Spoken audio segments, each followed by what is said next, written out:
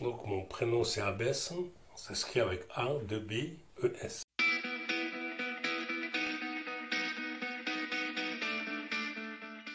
Je suis quelqu'un qui est sociable et qui est ouvert à la discussion, à toutes les discussions.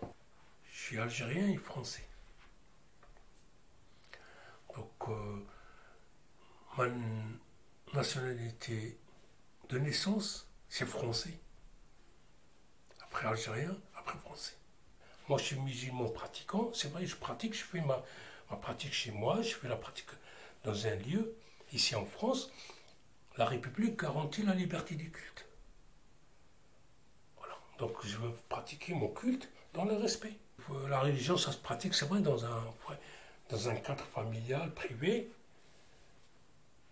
mais pas de trucs ou de haine ou de trucs comme ça, non. L'islam, moi, ma religion, c'est pas une religion, un truc de haine. Voilà. C'est une religion de paix et d'amour. Fin 2012, j'ai arrêté de fumer. Et même de boire. Voilà. J'étais pas un grand buveur, non. J'ai fumé, j'étais jeune, j'ai fumé beaucoup d'années. Déjà, la cigarette, ça m'a fait. J'ai une BBCO à cause de ça. Bronchite, les bronches. Et l'alcool, c'est pareil. Hein. L'alcool, parce que je conduis, et petit à petit, bon, j'ai dit, écoute, c'est mon métier, mais il ne faut pas que j'arrête. Et après, par ma religion, pareil aussi. Hein. Donc, ça fait beaucoup de choses, voilà. Et je me sens bien.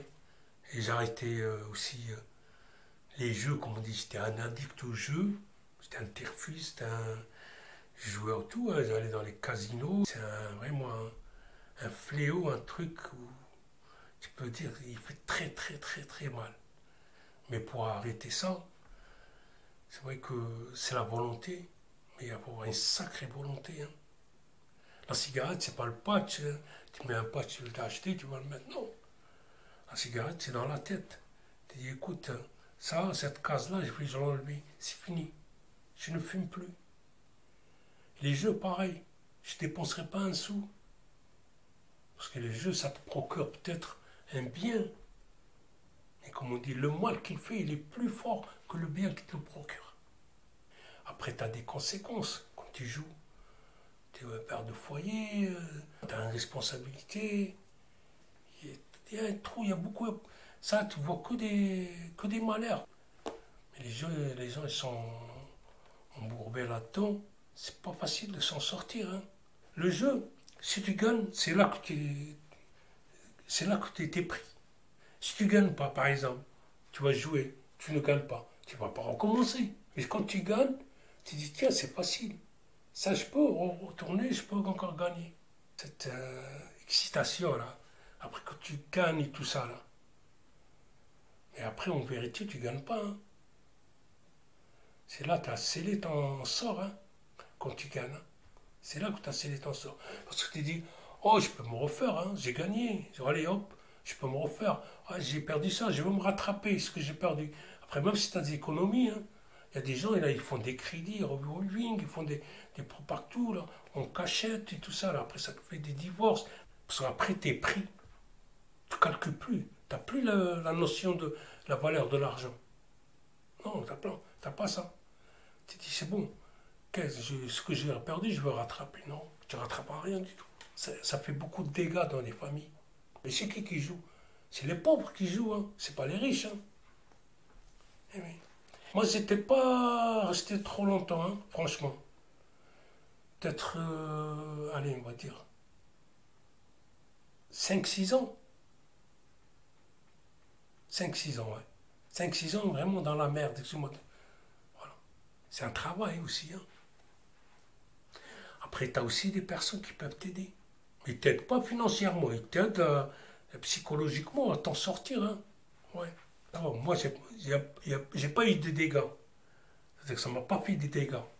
Je me suis pris à temps. Ça, c'est un point noir que j'ai. Et ça, moi, comme on dit, alhamdoulilah, je me suis en sorti. Je m'énerve facilement. Voilà. Mais après, je me reprends. C'est ça. C'est-à-dire que je m'énerve. Et quand je parle, c'est vrai, j'ai une voix qui est haute. Les gens, ils ont tendance que je suis énervé contre eux, mais c'est juste la voix qui est haute. Mais au fond de moi, je ne suis pas énervé. Mais ça donne l'impression que je suis énervé contre eux. Et ça m'arrive souvent tout au long de ma vie, et donc j'ai compris. Des fois, c'est vrai que je suis impulsif. Des fois que... Mais des fois dans la vie, tu as des gens, peut-être si tu leur parles pas comme ça, ils vont pas comprendre les choses. C'est vrai qu'il faut monter un peu le temps, mais savoir comment il faut le monter le temps. Moi, j'appelle pas ça une violence. Moi, j'appelle ça c'est une contre-mesure. C'est-à-dire, voilà, la personne, il faut lui montrer que moi, voilà, et je me laisse pas faire, stop, voilà. Après, il y a des lois, on ne va pas faire la loi tout seul, hein. On ne vit pas dans une jungle, hein. Et il ne faut pas se laisser faire marcher sur les pieds aussi non plus. Ne pas manquer à beaucoup de choses, hein. C'est-à-dire à des rendez-vous, à des paroles, à, je sais pas moi, à son travail, au cours de ma vie. Donc j'ai eu beaucoup d'activités différentes. Et moi, à chaque fois que je vais, je me, je m'impose par mon travail. Donc, je fais du travail, comme on dit, qui est bien, c'est-à-dire je ne fais pas en moitié. Je vois des gens atteints d'une maladie qui est incurable, un truc comme ça me fait mal. Voilà.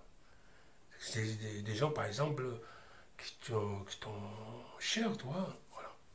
Tes amis, quelqu'un de ta famille, qui a une maladie, un truc comme ça. C'est vrai que je souffre des fois. Ça te donne de la tristesse, c'est vrai. La joie, c'est quand tu vois tes enfants réussissent dans la vie et les visites à les membres de ta famille ou des amis, ou même quand tu es bien dans ton bien-être, tu te sens bien, tu as un peu de joie, voilà. Des fois quand je pars en vacances en Algérie, donc j'offre beaucoup de choses aux gens, ça leur fait plaisir, à des orphelins ou à des gens comme ça.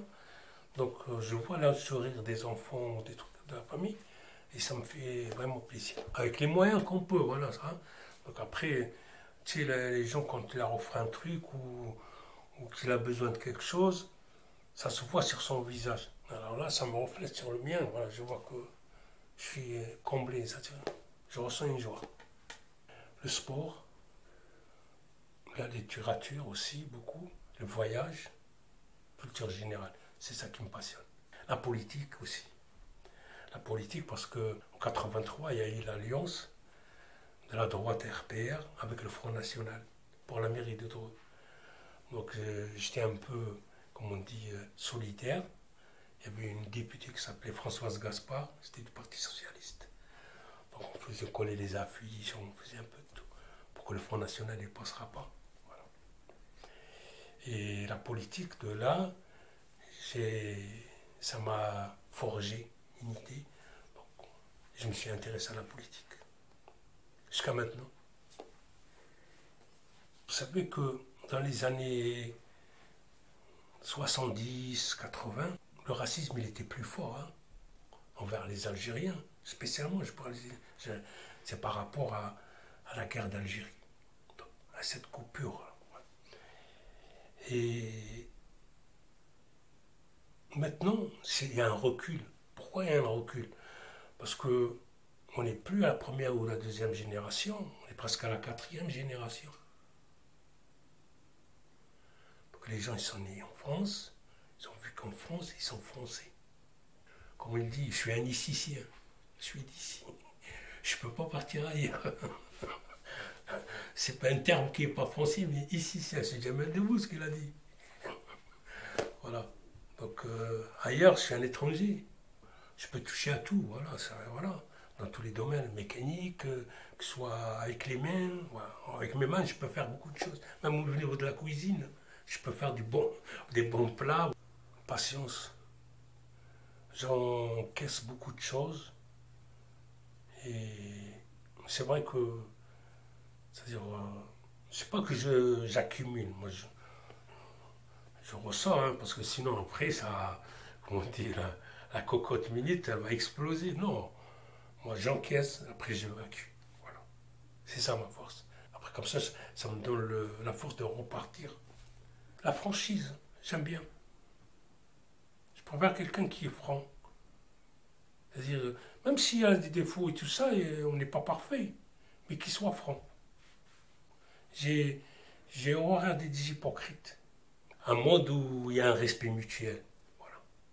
Dans tout, que ce soit dans le travail ou en dehors du travail, qu'il y ait un respect mutuel. Il faut qu'il soit mutuel, le respect.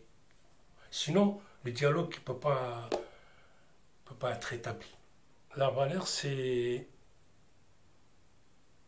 comme on dit, il faut être soi-même, tenir tes promesses, d'aider les gens qui sont dans le besoin, dans la mesure du possible. Hein. Tu peux les aider, on les aide. Moi, je suis quelqu'un comme ça. Je donne de moi pour aider des gens qui sont dans le besoin. Sans contrepartie. Moi, je dis, la chose qui est vraiment bien, c'est de faire du bien aux gens qui en ont besoin. De les rendre heureux. Tu donnes de toi pour rendre quelqu'un qui n'a peut-être pas les moyens, mais avec des fois rien du tout, hein. Tu peux le rendre heureux. Hein. Avec des paroles, tu peux le rendre heureux.